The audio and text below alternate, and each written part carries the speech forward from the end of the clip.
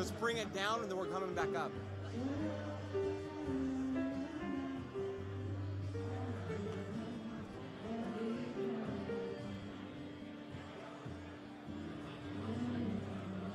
Ladies and gentlemen, please take your seats. Our program will begin shortly.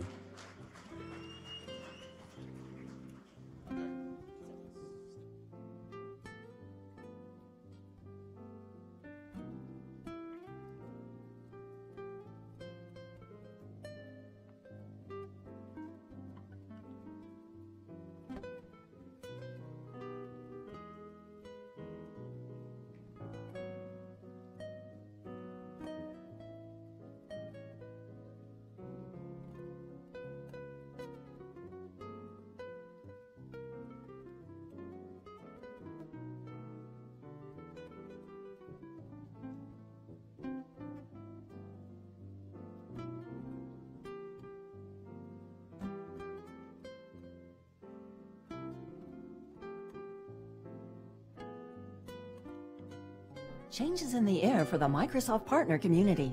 eXtreme365 is a one-of-a-kind conference where the Dynamics 365 community forge fruitful and meaningful relationships and dive deep into current and future Microsoft technologies. eXtreme365 provides meaningful sessions for all individuals in the partners organization. The sales sessions revolve around current Microsoft initiatives in the One Commercial Partner team, including topics addressing the go-to-market, build, and sell motions. The technical sessions revolve around the Microsoft Intelligent Business Cloud and include topics such as finance and operations, sales, marketing, talent, and others.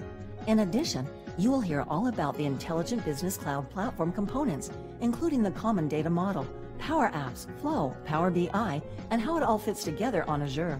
At our events, you'll interact with Microsoft leaders and stay up to date with the current and future Microsoft technology roadmap.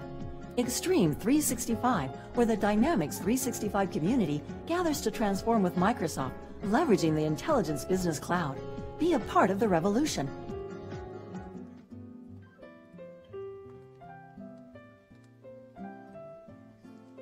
Ladies and gentlemen, welcome to the stage, Joe Corigliano, eXtreme365.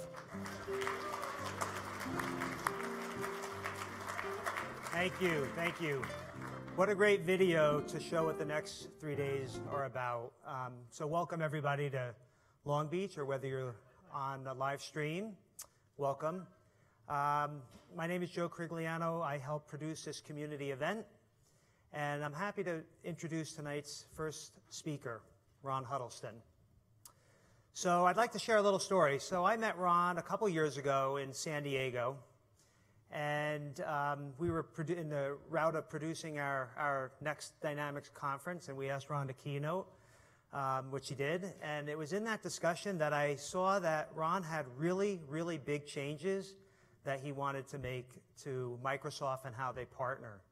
And I think I've been involved with Microsoft for the last 25 years, and in the last 6 months, probably the biggest changes, not only in the partner model, but the entire sales organization. So today, Ron and his team is responsible for global partners, driving the One Commercial Partner initiative. His team drives the programs and initiatives to help partners transform their business, to help serve customers today in the digital economy. So with that said, I'd like to introduce one of the thought leaders for one of the great companies in the world, Ron Huddleston. Thanks, Cal. Thank you.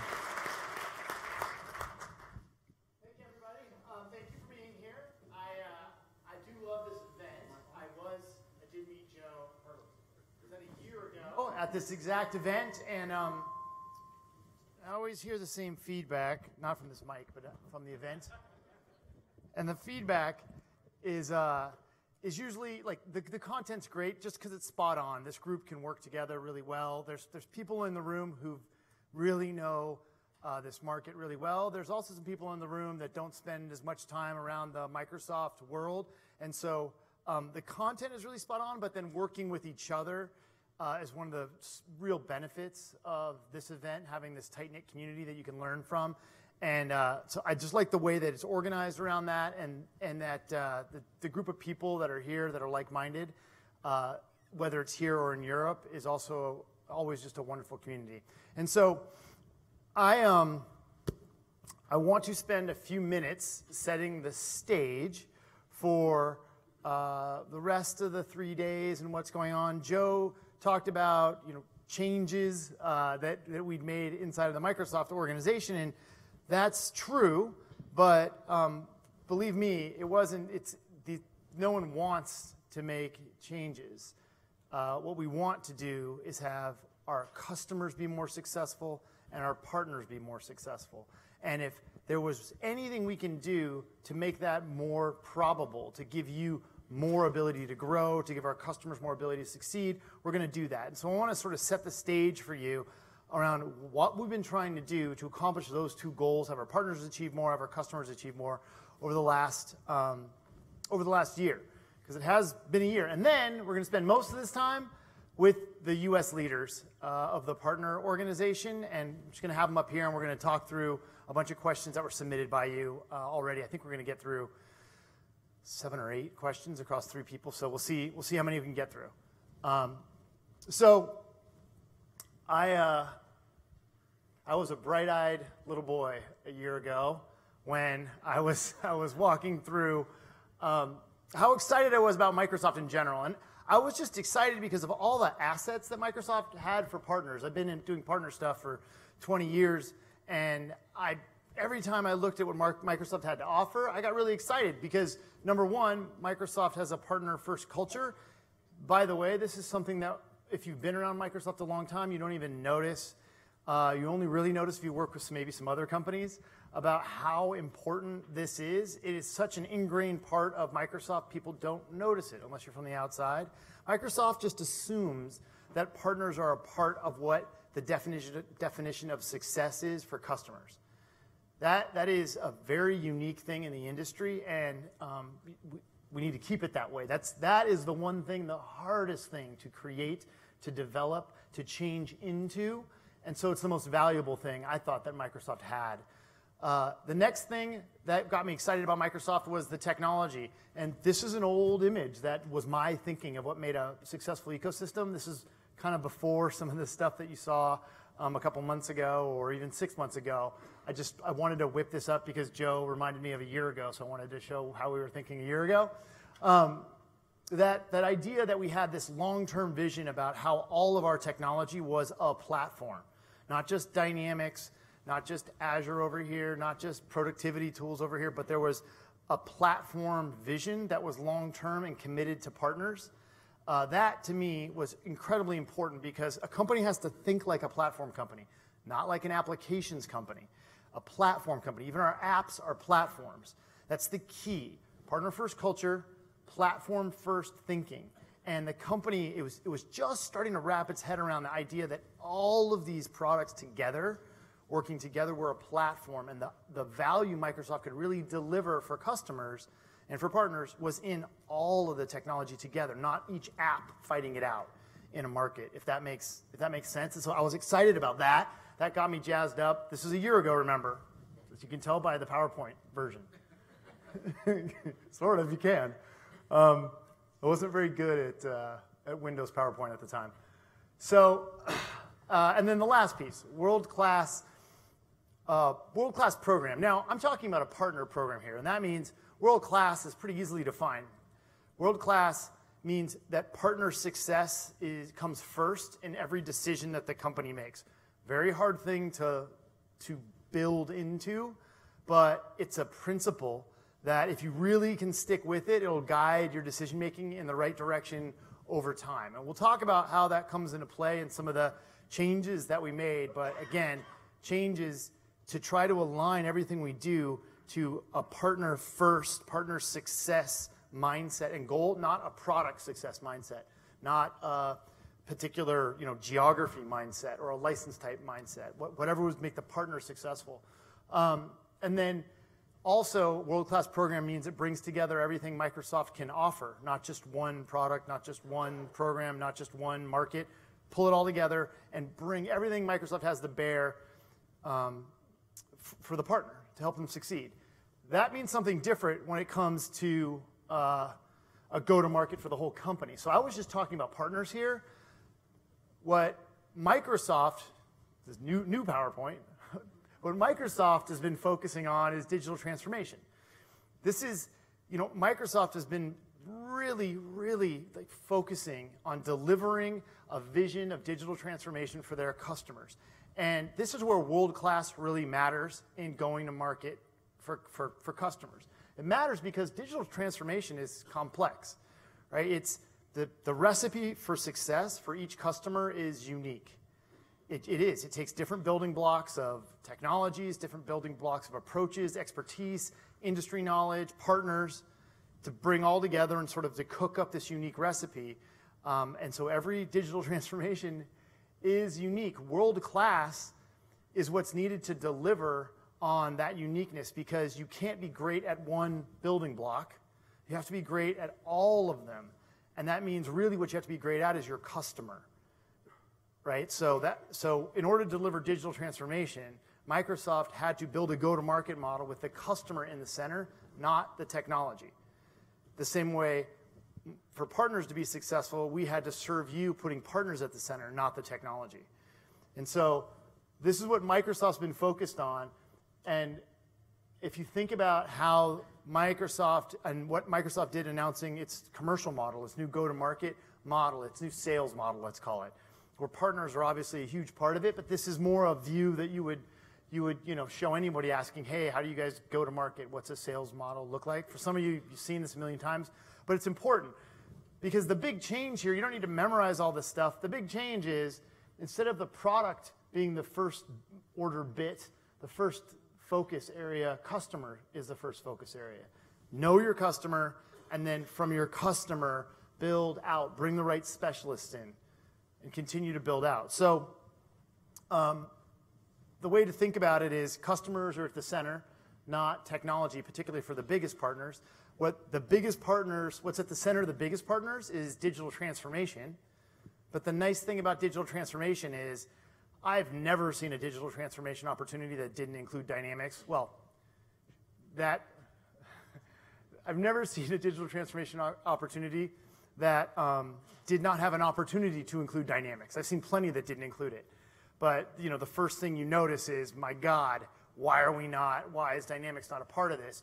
And so you think about this and go, okay, we put customers at the center, we put partners at the center, but I'm used to Dynamics being at the center.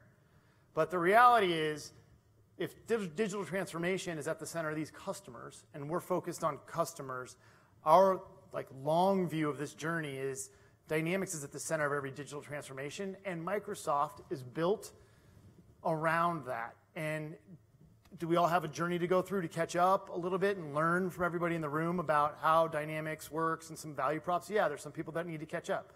Because one of the hardest things in the world that Microsoft is going to have to do is deliver on its full breadth of value to its customers. And that is a lot for people to learn. The people in this room kind of have a heavy burden because you're sort of helping a lot of people at Microsoft understand the value prop that you know like the back of your hand. But the reality is they're going to be expert very soon too, because digital transformation is at the center of the big customers. Partners are at the center of the small, medium, and corporate customers. We've basically built all of our coverage in the small, medium, and corporate around partners delivering to the customers. So if you want to spend more, there's sessions. If you want to spend more time there, if you feel like you serve that market mostly, which I think some people do, you want to spend time understanding how we're going to market, and we'll talk about it during the fireside chat, because our primary motion is through partners. Even the inside sales team only works through partners. So it's a really wonderful move that should drive a lot of clarity. But there in the enterprise, we're going to talk a lot about an industry-focused motion. And so that would be something if you're selling specific to an industry, or you sell only to very large customers, I'd focus a little more of your time and attention on industries. Okay, so on the partner side of the fence, we actually put a lot of effort into trying to take everything Microsoft could offer, the full scale, scope, breadth of Microsoft, and bring it together so that you could sort of leverage everything Microsoft could do. We brought together all the experts, resources, tools, programs into one organization we call One Commercial Partner. You hear people talk about OCP. It's got an acronym now. So we brought all these groups together into one group, aligned around 3 motions that are aligned to you, basically, to you and the customer a little bit, but not to Microsoft. That's the important part. There's the team to help build with you. You hear people use the term build with. The team to help build with you. They're there to support you in whatever business model you choose and whatever product set you want to work with. And we'll get more into the details of specific Dynamics questions, but essentially everybody now owns a bit of Dynamics across the board. Some people a lot more than others, but everybody does, and we'll talk a little bit more about that. There's another group on the sell with side focused on just selling with customers. They're focused on only customers. They're called channel managers. That's a new group focused on getting the right partner to the right customer at the right time. That's just one focus, and this is a new role, so they're learning how to be great at this job. But as they learn, they're going to be experts in bringing in you exactly when you're sort of the best at what you do. It's your job, which we're going to talk about, to make sure we know what you're the best at, and that's one of the things we're going to talk about. And then there's the go-to-market team, which connects the two, because no matter what, there's so much going on. We have to think in building blocks. We have to think of, do we have the right amount of partners on Dynamics delivering in Minnesota? Do we have the right amount of partners building on field service anywhere in the world to sell to Minnesota? And so the go-to-market team helps us sort of focus to make sure that we know where the building blocks are needed and where we need to go get them from, if that makes sense. It's sort of the central nervous system to tie these two groups together, because the people focused on partner success and the people focused on customer success are always slightly in tension. They are always slightly pushing each other further and further to get better and better. The build with folks, never happy with how well the sell with folks are treating their partners, which is good for you. The sell with folks are always giving you feedback about what you could do better about supporting their customers. And so, the wheel spins. There are two quick things. Again, this is just to level set. I only wanted to put this up so everyone would be on the same page, because we're going to bring people up. We're going to talk through all this, and I just don't, if we start running into acronym soup, like someone scream, but I figured I'd give you a cipher just in case. So the cipher to understand at the highest level is the partner management team is focused on partner success, dedicated to you, designated to you. And whatever you want to do, whatever area you want to sell into, whatever technology you want to sell, that's what they're dedicated to. We measure growth against your name and any type of impact that you have. That could even be how many people you certify that work for you. Like it's really broad. I mean, we're really pushing the limits on what success looks like because you are defining it. And you can see the life cycle that they're measured against is all about you. So recruit, by the way, doesn't mean recruit your competition. Recruit means help you grow your next business. So if you're saying, hey, I want to start a field service business, or hey, I want to move into security, and you want to start a security practice, great. That counts as a recruit motion for them. Does that make sense? Like they can recruit you, even though they know you, if you want to start a new business. And they'll track you all the way through and bring in the resources you need to get you up and running. And what they're focused on is that first time you generate revenue in that new motion. And then on the sell with side, this is just a regular sales motion. These channel managers are tied into our sales reps CRM we call MSX, and they're in there every day being measured on attach rate and what partners are doing the best and who's driving consumption. Good? We're all on the same page? All right. Makes sense to me finally. It's only been a year. You need to, this again is just a cipher, because we're going to get in here and really start talking about reality. And so I want to leave you with this thought as we jump in. This has been my personal sort of, and I don't know if this is like a map into my mind because it is kind of busy, but it is a personal view of what like a perfect world ecosystem should look like. And I've had a couple runs at this, and you never get it perfect, but if you can get the motion going, if you can get a virtuous cycle spinning. Every time you learn a little bit more and feed it back into your system and get a little bit better as a partner, get a little bit better at selling, get the feedback back into what you can do next better, and then run it again. Every time you get better and better. So as long as you have an anchor and a starting point, you can improve. And you stick to it, keep the feedback channels open, and stay consistent. You're in a totally different space a year later, 2 years later. I had a really great CEO that used to say, you always overestimate what you can do in 1 year and underestimate what you can do in 5. And you always will as a human being. And if you keep up with this in 5 years, we'll be in an amazing place when it comes to immediately knowing who the best person in the room is to talk to the customer with the specific need at the right time, and the friction in the system should be gone. Now, again, I'm an economist, so that's like a perfect world. What we have going today is we've got our motions in place, and I just want you to think about how this operates around you. There's a team to help build with you, to help you grow, dedicated to your growth. There's a team to sell with you, and this is very important.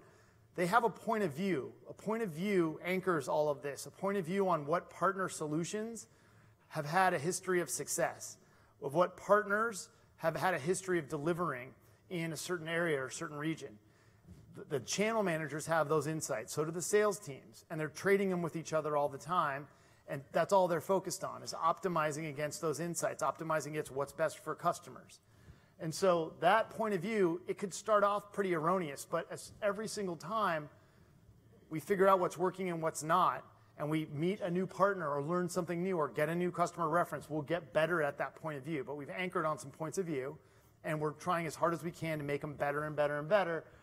We sell as a unit. We take all the conflict we can out of any type of selling motion. We sell with partners. We sell with specialists. We sell with our channel managers. Or we let the partners sell and have technologists behind them. And then we get feedback into the system. And the feedback goes all the way up to command and control, which is getting the engineering team, the marketing team, and the sales team together once a quarter and making sure we all agree on what we are doing as a platform in the next year, and the next year, and the next year, so there's no surprises, so we can be transparent, make commitments, and be consistent, and not operate like independent units. And that's what I mean by command and control.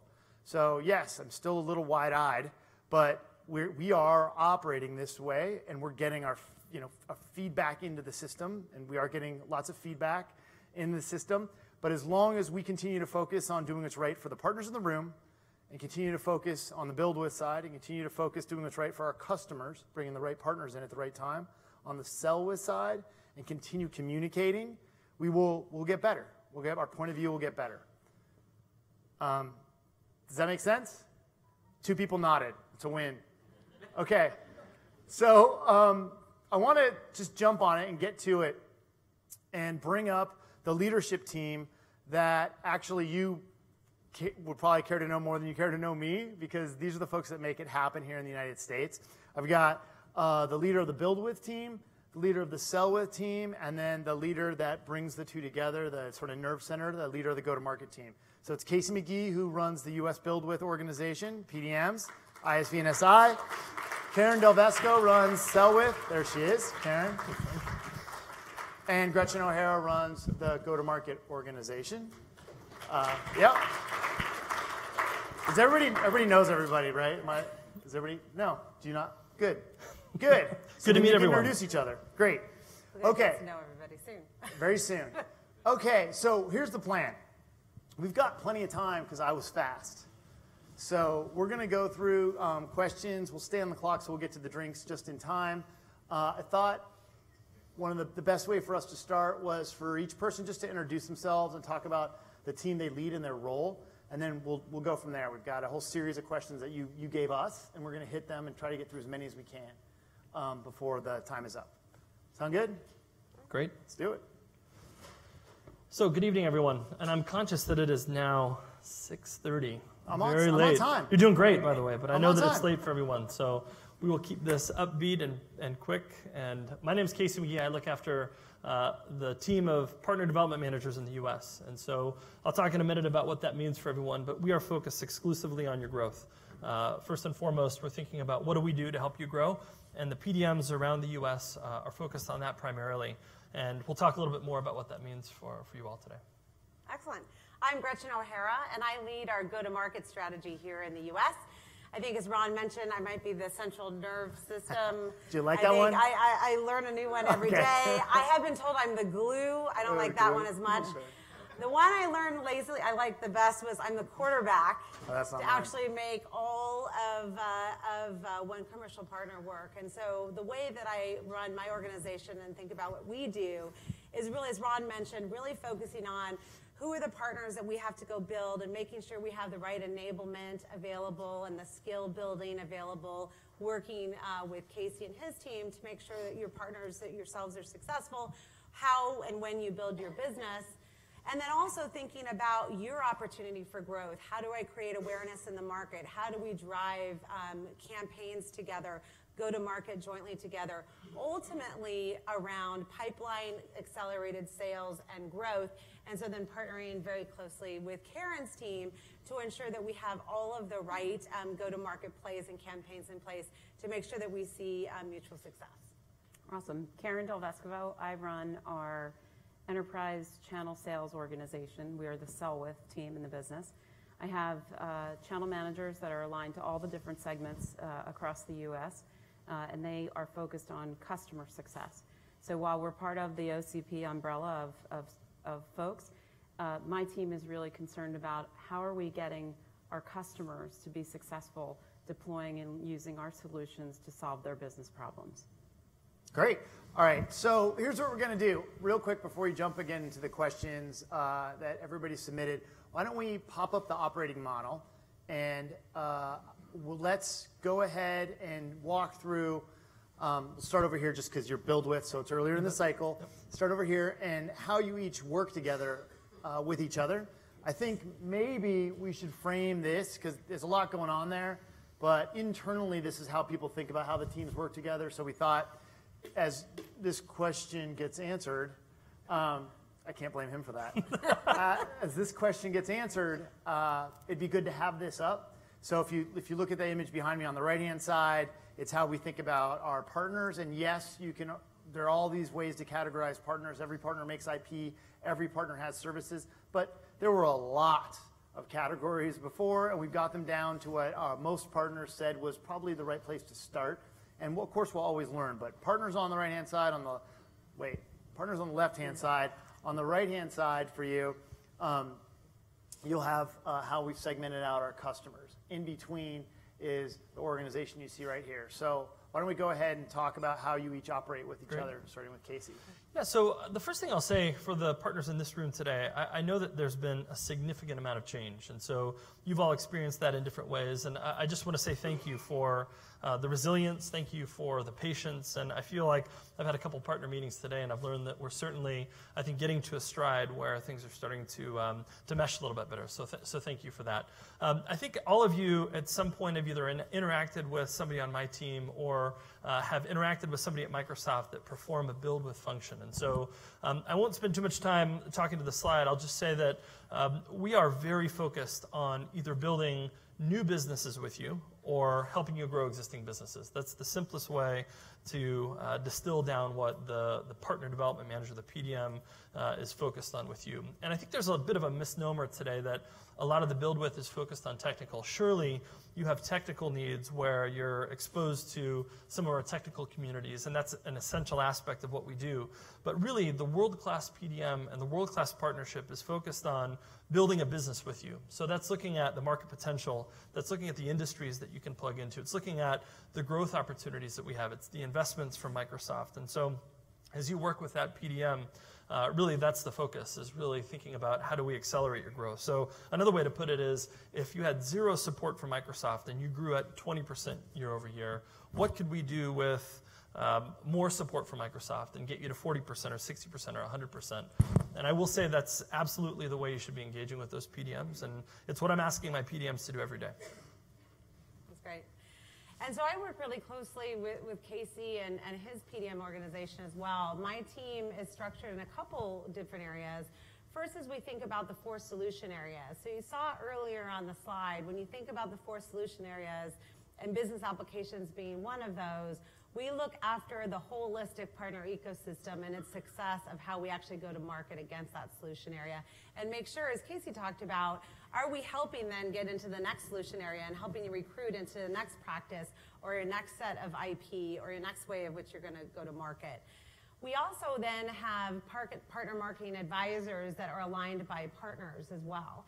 So we are personally invested in your growth and your success. And again, we actually partner with Casey's team, and we'll go in very early on as you're thinking about how do you become go-to-market ready. So Ron talked about, wow, we're going to help you get to that place where you are ready to have the right solution at the right time and the right customer. We want to help you with that in designing what that go-to-market and getting you connected into the plays that we're running in the U.S. or in a particular geography and or a particular industry.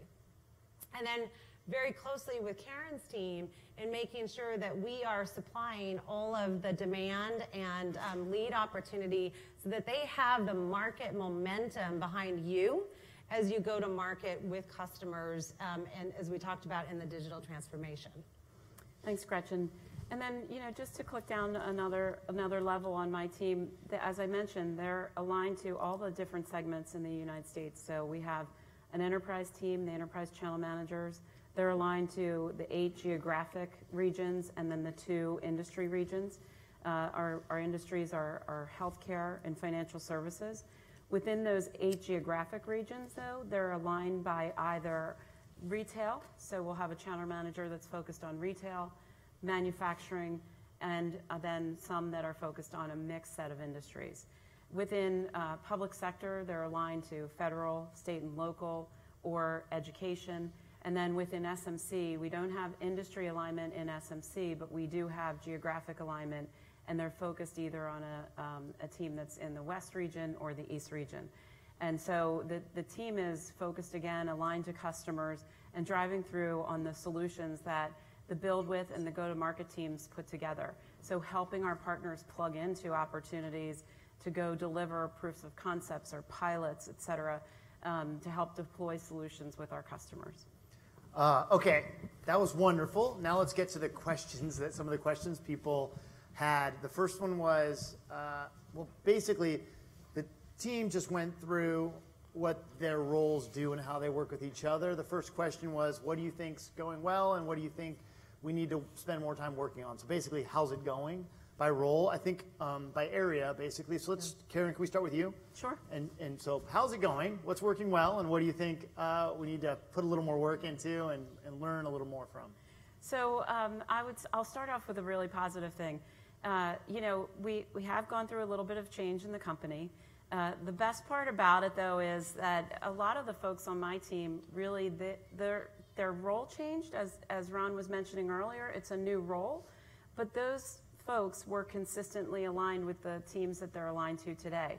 So while there's change with the account teams, for the most part, the channel managers know where those customers are, who those account teams are, and are really helping to quickly get partners back engaged with the customers.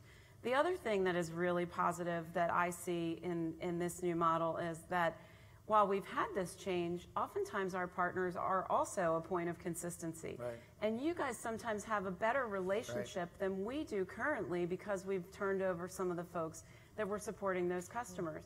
And we really need and rely on our partners to help us bridge that relationship gap that we've created because of some of the change. Lastly, I'll say, in all of the areas of the business, partners are critical, but in SMC in particular, our partners are the execution engine for that business. SMC is 100% powered by partner, and that is where the support and the resource that you help to bring to bear on our customers is so incredibly critical. I'll hit on a few areas where I would say, we still have room to grow. We started out the year and we didn't have everybody in the place where we needed them to be. And I would say we have we're down to 2 people that we have to bring on board and get up to speed. So some of that has taken a little bit longer. Ron mentioned earlier, how do we measure the team? We measure the success of our team by how are we engaging partners in opportunities, and really are we making sure that we have partners engaged in every possible opportunity we can get them engaged in. Getting visibility into some of that is taking a little bit longer. Getting visibility into the pipeline that you bring to us has taken a little bit longer. But we're really starting to see some of that come online now, and I think we'll have a great opportunity to have a better, consistent business conversation moving forward. How about to Casey for what's working? What do you think we should, what did you say, put more time into? I forgot how you phrased it, but it was better than I did. But what do we need to work on a little bit more? And then Gretchen, since you're the tie that binds. Yeah. Oh, you're getting all kinds of names today. I'll be the glue. The quarterback. The quarterback, that's right. Yeah, so I think the first one is what I would say the most consistent theme I've gotten. I've probably had the opportunity to meet with over 100 partners over the course of the last 3 months. And the number one ask is, please provide some stability. And so I think there's certainly some feedback for us on how the last 3, 6, 12 months have felt. And so I just want to acknowledge that I think number one is we need to strive for a way to provide that stability. So that feedback is heard.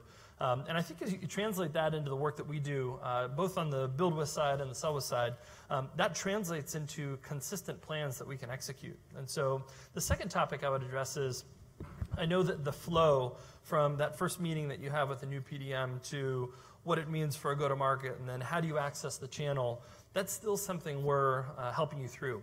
And the feedback is certainly clear for us that that system and how it works is the right design, but actually going through the motion is really what's going to drive the repeatability of that. And so where I have seen that, where I have seen partners really dig in and work the system between build with, go-to-market, and sell with, I'm actually impressed by how the system works.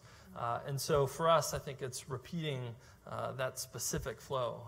And I'll talk about a few things that some of our partners are doing, but I think the thing that is I'm most inspired to see is when I see a partner that I met with at Inspire who had an idea on a practice they built, to see them roll through the go-to-market process and then meet with 10 customers in a couple of weeks that we've jointly brought to the table, that for me feels like it's success. And so we're actually starting to count those wins. So the fact that I'm starting to see the win wires on deals that we talked about 2-3 months ago tells me that the model is in fact starting to work. And so I think that's what I'd say as far as the thing that we want to continue to repeat. Okay. Yeah. Gretchen, what do you think's going real well and something we need to focus on? There's a lot going well. Okay. I'll start with that. There's a lot going well. Actually, I've been in the channel for over 20 years, and I have never been more excited about, I think, what we've done here under Ron for One Commercial Partner, because we actually have broken down silos that you might have felt yourselves as a partner. I certainly have seen it operating at Microsoft or even as a partner, as an ISV myself. You know, being able to have like a slice of the pie, you as a Dynamics partner, but not being able to tap into all of the resources that Casey just talked about, when we can pull it together and we roll it out and all of a sudden we have 10 customers we can go bring in and go to market with. And so from a GTM perspective, I think being able to be bigger than just Dynamics and bringing all of the go-to-market resources to bear is something that we've not been able to do in the past. And what I mean by that is access to lots more technical training than maybe we might have just had in the first place. Being able to have access to lots of cloud enablement, cloud profitability workshops, tapping into go-to-market plans that you can take and go run and automate. Or, as Casey mentioned, just having someone to give you some advisor services to be able to think about how you're building that next practice and what that go-to-market looks like. So the really breaking down the silos, I think, is just the hugest success that we've seen here this year, and we're really starting to see it work. That being said, we need to do more. I think through the hundreds of meetings I've had, I think the question is, how do I get started? Okay, so now what? Okay, I know I have all these resources. It's really exciting. I'm like have all this sort of resource to bear. Where do I go first? What's my first step? How do I now get engaged in the PDM or GTM? And I think we have an opportunity to continue to communicate that. We'll certainly talk about that this week here, but continuing to drive that drumbeat, education for you, easy ways for you to get access online, education with your PDMs, TCMs, et cetera. All these acronyms, but basically making these programs available for you when you need them. Okay. A big question, it was probably one or two when you stack ranked them all, was how does Dynamics fit into each of the teams? And I don't know where we want to start. Maybe we'll end with Gretchen since she's a connective tissue. And we'll start you're doing it on purpose. This is good. He's You the all get quarterback. to vote at the Quarterback. end of what the favorite one is. Maybe we'll start with you, Karen, because you're immediate for a lot of people. So how do you work with Dynamics? How does Dynamics come into play every day with what the channel managers do? It's a great question. In a way, my team is, they're sort of partner agnostic, right? In a way, they don't really think about partner, they think about solution. And the partners that have the best solutions are our Dynamics partners. And so Dynamics is a critical part of what they drive and sell with to the customer. They're compensated on Dynamics revenue, and they're focused on driving incremental Dynamics customers as part of their commitments and core accountabilities. They're measured the same way the field is. So when we have success in the field and success with our customers, then my team is also successful. I would say of all the solution areas, Dynamics partners are so critical to our ability to have our partner not only co-sell with us, but almost lead the solution opportunity with us. We have the 5 Dynamics plays that we're running in the market, and I would say the 2 best understood by our teams are probably field service and LinkedIn, but we really need the partner support to drive the other solution area plays because our teams don't have the strength and the capability there, and that's where we rely on our partners. The other thing, if you heard me talk about how my team is structured, is they're focused, especially in enterprise, by industry. And so where we have partners, Dynamics partners in particular, that have depth and experience in particular industries, you are a critical element to driving success on opportunities with our customers. Yeah. Casey, how about your team? I think some people definitely have worked with the Build With Dynamics specific team before, and now it's opened up. So yeah. So we absolutely are aligned by industry. So in some cases, we've picked a few Dynamics specific horizontal plays. But we've actually seen, just to echo, Karen, what you were saying, I think our move into industry is absolutely part of the strategy that we rolled out at the early part of this year. But we find that connective tissue that you provide, in many cases, your industry depth is really necessary for us to take it final mile with a customer. And so what we've tried to do with our PDM community is really focus on how do we build an industry-specific solution with you. And I have to say that when I've seen our sellers in the same room with your sellers, I'm just deeply impressed by that expertise that you bring to the table. And so it's really a big focus for us is figuring out how do we build those practices with you that are focused on a specific set of industries and leverage that depth. Okay, so Gretchen, as a control panel, how between Build With and Sell With, they're going to get worse. I don't want to spend much time. How do you, can you talk about Dynamics and how your team thinks about it? Because you are sort of that focused group. And as a marketer, I had to have a nice slide that you all can follow along with. I think you heard Karen talk about that.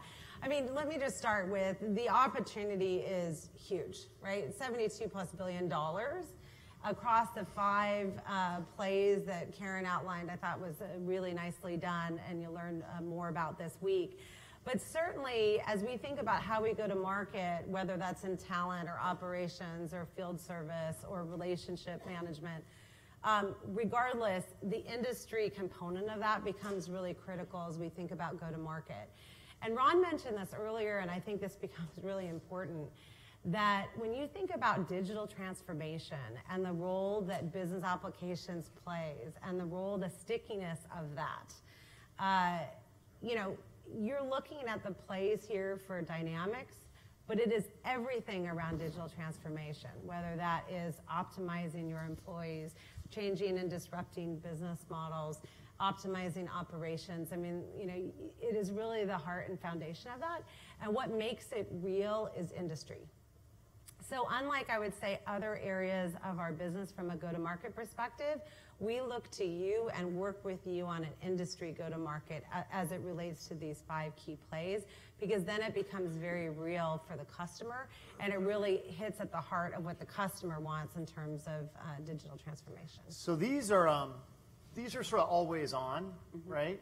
Like these are always on plays. New partners can join in when you decide that they're the right partner for for our particular play. Can we use an example of, because they're not always on. Right. They're not always on. We just announced a month ago the ISV Cloud Embed for Dynamics license type, which is CSP for basically a limited use license type of Dynamics. For those of you who are building IP out there and want to take frontline support, it's just something we needed for a long time. It's not for everybody, but if you are interested in what I'm talking about, then you definitely understand the value of what it is. Can we run through that as a play maybe? Because that's not an always-on play. It's not really product specific, but it is something that'll touch build with, go to market, and sell with. No, it's a good one. And this is something that, as Ron mentioned, is just coming into market. It's actually very exciting, which is when you have your own IP, and not just first-party platform, but your own IP, that becomes very sticky in a customer and their solution.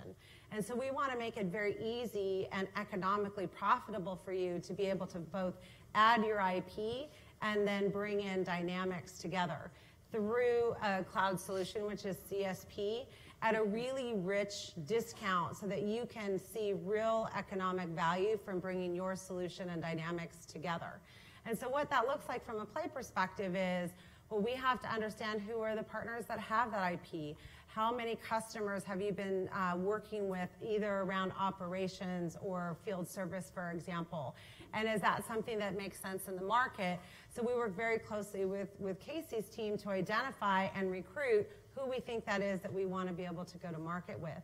Then we actually work with Karen's team once you have that license and embedded license, then it's how do we go bring the next 10 customers? How do we go big, for example, in insurance and bring your particular solution into a particular industry? And what we use there then is industry solution maps to really identify what unique value you bring into the industry, into the solution area, that we can then highlight and promote so that Karen's team has a very good map to be able to help those customers with your solution. So that would be an example of one that is just now rolling out. It's not an always on, it's a very, very specific one. But I do think the thing that, Casey mentioned, again, I'll just, we're always looking for the next best idea. We're always looking for the next solution, next ISV solution, repeatable IP, or even a practice area. And the last week, I think we've been in 5 meetings together where it's like, we're going to go disrupt ourselves, and this is what we're going to go do. How, Microsoft, can you help me do it? Like, here's the 5 plays, but let's go now create something and go really big in this go-to-market. So that's always an opportunity, and it doesn't have to be something that's always on. It can be something very special. Yeah. I'll just add to that. The ISV Embed program, I think one of the things that's impressive to me, and I've met with many of the partners in here, and we typically, Gretchen and I, Karen, will ask, what's your big, kind of next big idea to drive explosive growth? And so I think if you think about this program, it should release a lot of the constraints that you've had in the past, whether it's profitability, whether it's the complexity of going to market with us. It's an open invitation for everyone here, whether it's time with your PDM, whether it's meetings with us later on this week. Throw those ideas out there. We are open for business, and the great thing about the model that we've built here is we have the opportunity to process requests like that in a very agile way. It's one of the things I love about this OCP model is that when you bring an idea to us, we actually have the flexibility and we have the ability to actually dig in and potentially fund those, resource those, and go to market together. So I'd encourage everyone in this room, be super aggressive with your PDMs with us on those asks. Yeah, and I think one more last thing on the embedded program, back to Karen, and you can talk a little bit more about this, but the DNA, again, is around partner success, and so we're building field incentives to help support this program as we bring these new ISVs on board in this embedded program. And so not only are we going to help you sort of go to market and get connected on what makes the most sense from a solution map, but Karen's team then works really closely to make sure that the sales team gets incented so that they're actually go driving the next set of deals jointly with you. So it's really a connected quarterback, glue approach on a play to make sure that we see joint success. Okay, great. That's a good one. One of the things that came up a lot in the questions was, I think it came up more on the sell with side, but I think it'd be good if everybody just sort of answered it, is how would you define, I think what Gretchen, you said is looking for the next best partner, but next best idea, but the reality is, you know, it's not always new things all the time. So how would you define, starting with you, Karen, the best partner that you're looking for to sell with? What are the characteristics of that best partner? Yeah. And yeah, how would you define that partner? And we'll ask everybody so we all know what we're looking for. It's a really good question. I've been known to say, like, to partners when they come in and they go, "We do everything," and I'm sort of like, "Hey, that's not so helpful." Yeah. You know, I mean, it's great that you can do everything, but what is most helpful actually is for our partners to really understand what their differentiated value proposition is, what industry they really shine in. What are those top 3 solution scenarios where they win, you know, 80-90% of the time? What are the best types of size of customer that they can really target and really execute well in, even in geography? Who do they sell to? They know who the buyer and the person who actually makes the decision on what solution gets purchased in an organization. They know who those people are. And oftentimes, you know, especially with our Dynamics partners, those are not the people we have relationships with. And so it's important for them to really understand who do they target within these organizations. They're very clear on what's the size of the opportunity for both Microsoft and the partner, and how do we really bring that to bear. So, I mean, in a way, those maybe feel like a little bit of a tactical kind of list of things that make a good partner. But when you're running a sales organization, those are the important things that we need to get to, and to get to fast, so that my team can listen for your solution to be the exact fit for the customer at that time. And so I really emphasize, you know, knowing yourself, knowing, you know, where you play best, you know, knowing what the scenarios are that you or the problems that you solve best for customers, and being super clear on that is going to help us get you where you need to go. Being very generic or not targeted or not clear on those things, it sort of is non-helpful. It leaves us with, you know, not a lot to really understand, and then we're trying to target things that, you know, just to see what can stick. Oh, sorry, go ahead. No, I'm just gonna, you know, I'll probably add some to it later. One other thing that I think is really important is, you know, the partners we work with need to be co-sell ready. They need to have resources that can engage with us directly at the customer to co-sell with us. And so that is, you know, a very important part of, you know, what makes a great partner is knowing all the things I said before, but then also having the resources that we can get out into the accounts with, technical and sales capacity that we can go drive opportunities on. So Karen, this is such a wonderful point that you're making. Before we go on to ask Gretchen about best partner, maybe Gretchen, can you follow up with to what Karen said and just spend a little time on how we take the answers to those questions that are very specific. What do you sell? What are your 3 best value props? What size customer do you sell to? What industry? What success have you had in the past? And map them to specific areas and solutions, and how that, like, mapping of those things becomes a real physical way that we really need to understand what partners do, what, like, can deliver what solutions best. Yeah. So there's three points of the hidden question, I think, that Ron is alluding to. First of all, I think, you know, Karen well said in general. I don't know if I would add another thing to that. But making it real then, I think, is where Ron's heading is, you know, how do we make that real? And that is work that you'll do with the PDM. It is work that will get you into both a GTM and a co-sell ready state, that you will then have that information into what's called OCP catalog. It's a way that all of that work that's just been done gets visible and exposed to the Microsoft sales organization. So that's priority number 1, super important. Yep. That's what Karen was talking about. Yep, that's what Karen's talking about. So all that value proposition and sort of what market and where you sell, all that becomes really important for you to have that with your conversation with your PDM and in some cases then GTM. Then it becomes really important for you to get that exposed out into the marketplace. And that actually is AppSource. So if you are not actively engaged in AppSource, I would say that's the second thing you should walk away from this room doing, is how do you make sure that your solution is out in AppSource so that you can be found in the market. And we're driving go-to-market activities to AppSource to get you more opportunities on your own, whether you're being co-sold with Karen or not. And then the last one, I think, just to then round that out, as I had mentioned earlier, is getting that mapping, that very specific mapping into what industry you sell and what solution area you provide and what technology you deliver on and what capabilities you're able to provide goes into those solution maps, which become a way which really helps our sellers navigate on how and when to bring you into an account at the right time. And so I actually think it's all three of those that are really important for you to think about, because it's the journey of you from being sort of go-to-market ready all the way to co-sell ready and out getting sort of your next set of deals. It's also, I mean, what Karen laid out was the need that every channel manager has, and what you're talking about is the process to fulfill. It's very nicely set up.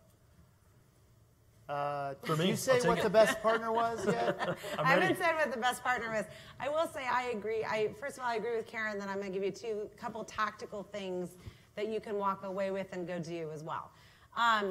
At the end of the day, every meeting I have with anyone, the first thing is, who's your audience? Who do you sell to? What are your routes to market? What's your joint value proposition? You can't be all things to all people, and you'll never get sort of that scale that you need with Microsoft if you're not very specific. So 100% agree with that.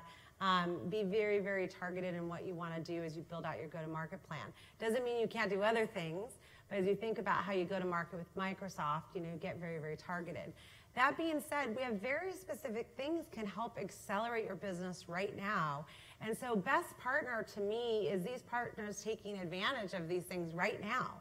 There are things called the Microsoft Technology Centers that sit in almost every major city. You are our best people to lead digital transformation around these 5 plays. And we want you in there leading Microsoft technology briefings there for sure.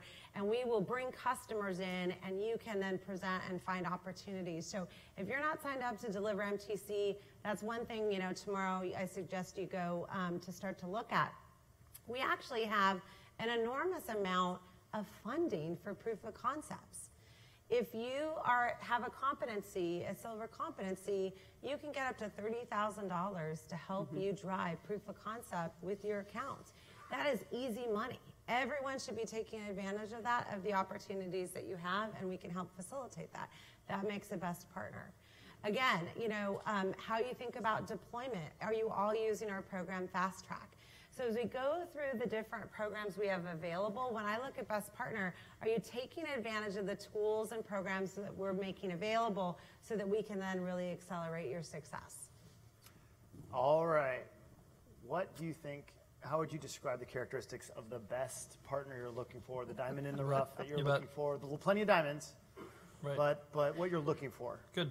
So building on what the both of you said, I think that's a great platform. Let me just say, I think first and foremost, when I've seen a partner sign up for a very specific commitment, whether that's a commitment to revenue, a commitment to growth, a commitment to wins, we match that. So it's not as if we're asking you to sign up for a big target and we send you on your way. I mean, Microsoft will follow up with resources. So step 1, make that commitment. Step 2, invest time with your PDM understanding the accelerators, the sales plays, the funding. These are all resources that we will bring to bear as a result of that commitment. So I just can't stress enough how important that is. The partners that know those plays the best are the ones that are the most successful. They unlock funding that sometimes I don't even know about. So I'm deeply impressed by partners that are able to do that. Number 3, I would say, invest in lead generation. So I don't say that as Microsoft asking for more leads. I say that because we can actually help you unlock some really cool lead gen activities. And so I've seen a couple partners do it on the enterprise side, where they're leading enterprise operating unit specific lead gen activities where we work collectively to process leads through the process. I've seen it. I'm in a partner today that's focused more on the SMC side. This partner actually invested in training our SMC organization on Dynamics, which is both humbling, but I think also pretty inspiring to consider that this partner's out there actually investing time to be front and center, first and foremost, top of mind for these SMC sellers. And it's paying off. The leads are coming in. And so I think partners that are investing in that lead gen are absolutely succeeding. Last, I think the co-sell motion, we certainly want to be side by side with you as you're selling. The partners that are really thriving are those who have figured out how to sell with the weight of Microsoft behind them, but also on your own. And so I really want to just say that I think partners that are out there meeting with customers and selling on behalf of Microsoft and pulling Microsoft in when needed, but not necessarily always needing Microsoft there, these partners are really growing. And I continue to ask partners, push us where you need additional resources to do that. Karen, I would ask how you identify areas of need. You know, how can a partner understand where there is a need? I won't even start at the Dynamics level because obviously we all need to know our Dynamics partners. Everybody's asking, how do I get engaged? So I'm not, I don't think anybody has a question about that. What they probably have a question about is to go one level deeper, how do they understand where we need help in Dynamics? What do you have a good suggestion for that? Yeah, I think, well, I would say I feel like in Dynamics we'll take help in a lot of places, right? You know, and you know, no offense to any of our sales teams, but I think that, you know, we really can use the Dynamics support and the expertise that you guys bring to bear. I really think, you know, it goes back to, you know, you being clear on where you really play well and how you target, and getting you aligned to the channel managers that support those businesses. Back to, again, whether they're industry aligned or, you know, aligned by a certain size of organization. But those would be the places where I would say, you know, getting engaged directly with those channel managers. And then there's a lot of things that we can do together. Gretchen mentioned the MTCs, business value assessments, you know, pursuing different targets jointly. You know, we work with a lot of partners where we have, you know, just different call down days, and we bring partners in and we tear up a list of targets and we, you know, go do the call downs. And like, you know, Casey was saying, we have a lot of partners that come in and really do educate our sellers also on the solutions that you have and how that fits with the Microsoft solutions as well. So I think those are some things that I would suggest. If I could, though, I wanted to just also add a few things. You know, Casey made a comment, and it just reminded me about, you know, I have a sort of a, I don't know if I call it a motto or a mission, or maybe it's the Sell With tagline, but it is, we want to empower multiple partners. And that empowering partners is a really important piece, because it is empowering you to drive the success with our customers that we need to see. Back to Casey's eloquence around, with the weight and support of Microsoft behind you, but also empowered to go drive the opportunity independently. I think that is a critical part of it. So empowering multiple partners in multiple opportunities, right? There is so much space for partners to really engage in the opportunity that we see in the market. We want multiple opportunities, multiple partners, multiple opportunities in every account. That is really the goal that the team aspires to. And so I think, you know, if I can leave you with sort of, that's our mindset, that's really what we're looking to do with the partner community, and really bring them in as often and as everywhere as we can. You're on a roll. What day one advice, like walking out of here, advice would you give a partner in the room to become exactly what you described, that partner? Well, first of all, beyond the things we already talked about, you know, I'm a salesperson, by the way. I've always been a salesperson. I'm a salesperson in this role. I've been managing sales teams at Microsoft, you know, 12 years in enterprise and 4 years in corporate accounts. Pipeline, right? That is the important way that we can look at our business collectively together. With my leadership team, we have a commitment to really leveraging PSC, Partner Sales Connect, as the way that we look at our partner pipeline. If you can use that tool, that's going to be a huge benefit to exposing to my channel managers where you're engaged, in what accounts, and what opportunities you're driving. That helps us really get very clear quickly on where we can continue to pursue opportunities with you, and maybe even also helps us understand where you have some capacity to do more in other parts of our business. So I would say, make sure, you know, you're using Partner Sales Connect. Make sure you're reaching out and you know who your channel managers are in the areas where you're focused. And lastly, I would say, don't hesitate to reach out to the channel managers for any help. I've had some partners that are sort of a little frustrated, you know, and I'm sort of like, oh, don't make us so hard to do business with. Call my team. You know, we'll get you where you need to go if you're not able to find out, you know, through other channels. But we're here to help and support and drive the engagement. Even if it's about I can't get into an account or I need a contact, you know, we'll make sure that we're supporting that effort. Casey, day one advice, like walking out of here, I guess 3 days from now, what's the first piece of advice you'd give a partner? You bet. So I'm actually going to start with the email that I'm going to send to my PDMs tonight. All right. And so item number one is you need to ask every PDM when you get an email, what are the sales accelerators, the plays, the funding, the POCs that I can use tomorrow to close a deal? And it can't be more specific than that. So I think that because you want them pushed in new directions. Absolutely, yeah, that's absolutely right. They and so that's incumbent upon us to be world class at explaining to all of you, dependent upon your solutions, your industry, your target market. So that's on us, and we will work that. But my ask for all of you is to push us and learn those sales plays, and we'll build a pipeline together. That's a great ask, by the way. Push us in the direction in new directions, which would be wonderful. By the way, too, just I am also looking at that actively with my team and almost measuring them on, you know, how many assessments, you know, how many POCs, where are we driving that? And as Gretchen said, and I'll emphasize, there's a pile of money to help us go do some Dynamics deals together. So please, let's get after that. Yeah, absolutely. Gretchen, advice. Yes. As the quarterback. Gretchen, as a quarterback, what advice would you give? The last player. You're every play of the role on game. the team, I think, at this point. Gretchen, 2-minute drill. I think well said.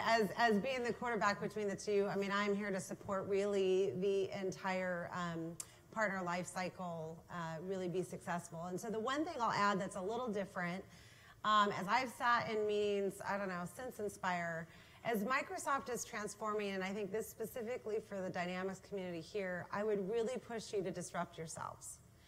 And so some of the best meetings that we're in is how do I now take that IP and build that to be repeatable and start to take advantage of this new play that we just talked about rolling out?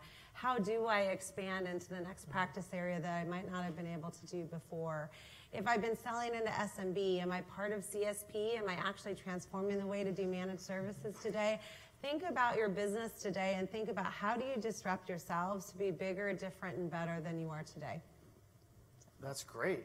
Okay, so I think with that, we're going to close. This is the U.S. leadership team for One Commercial Partner. They're here to work with you day in and day out, committed to your success, as we all are. And committed to our customers' success. And we're on this journey together. Can you give them a round of applause for their time up here? Yeah. And thank you so much for your time and attention. It was wonderful. And we will see you soon for drinks next door. Can you welcome up Joe? Thanks. All right, thank you, everybody. Thank you. Thank you, Jeff.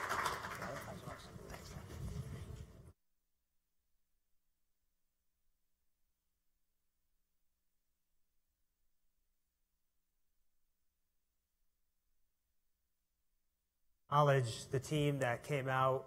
You know, the team up on stage, because I work at Microsoft and I know the type of roles they have tremendous commitments, tremendous amount of responsibilities, and to get them all on stage for the Dynamics Partners ecosystem is great, and I think what they delivered is great. So please help me give another round of applause to everybody. Thank you.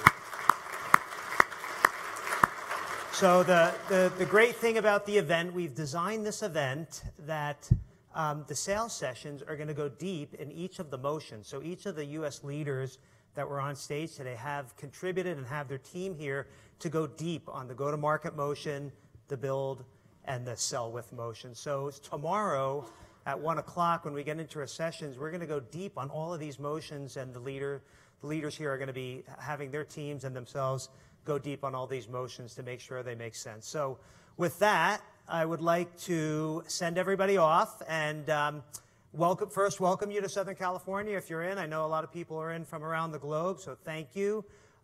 We are going to have a reception in the expo hall right now immediately. Please visit The sponsors, enjoy yourself to drinks and appetizers. For the Dynamics partner executives that have attended the executive exchange, we're meeting in the lobby immediately, and we're walking across the street for our dinner reception. And so with that, I'd like to thank everybody. The keynote tomorrow will start at 8:30, and we will see where the Dynamics roadmap is going. And thank you very much for attending. Thank you.